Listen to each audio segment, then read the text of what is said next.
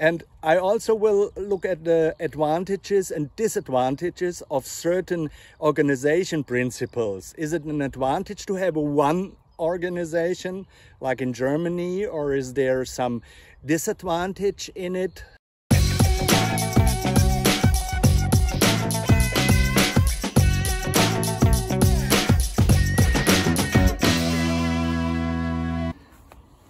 Hi, good morning.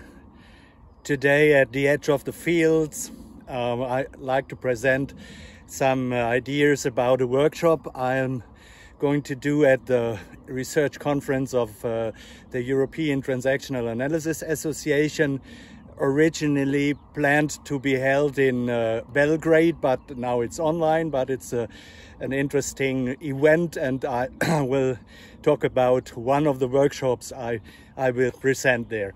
The topic of the workshop is TA organizations. In EATA, European TA community, there are a lot of TA associations, and there are several principles how to organize in a national TA community. There are so-called one association countries, and there are countries with more than 1 to 7 organizations who have the members and somehow show TA community in this country. Also, there are organizations that are focused in more than one country because they are not organized by the principle of the country, of the nation, but by maybe an content topic like the Relational TA Association, which is really very much based in Britain, but also has members from other countries, even from countries outside of Europe. So we have a very differentiated picture of organizations of TA community. So in the workshop, I will look at some criteria. What are responsible criteria for a certain way to organize TA?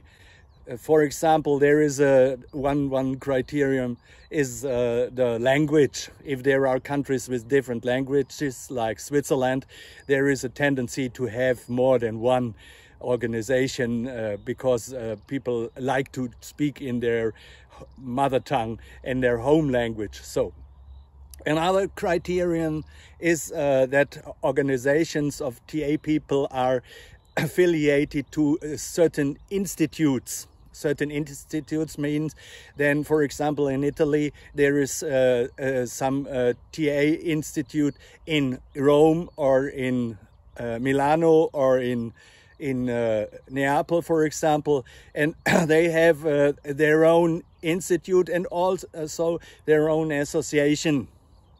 So maybe there are other criteria behind that.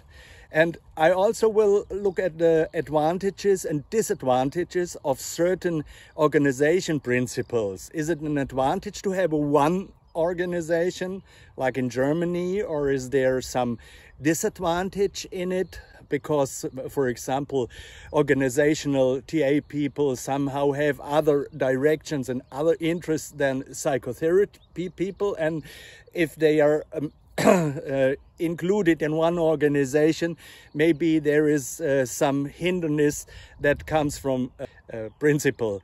On the other hand, to have one organization can be very good for then the organization has a lot of members, and it can be a strong negotiation partner for a national accreditation body, for example. If it is the question that TA as a method is accredited by the state for doing psychotherapy or counseling, then it can be important to have a big organization. So there are different criteria that we can look at, and in the workshop we will have a dialogue on that. I will present thesis. The research project is in the beginning. It's not really finished, and so we can have a lot of impulses, and people who are interested, and maybe people who suffer from their local organization principles are heavily invited to come to this workshop to discuss and to come into a dialogue. So thank you for your attention in a moment, and you're very welcome.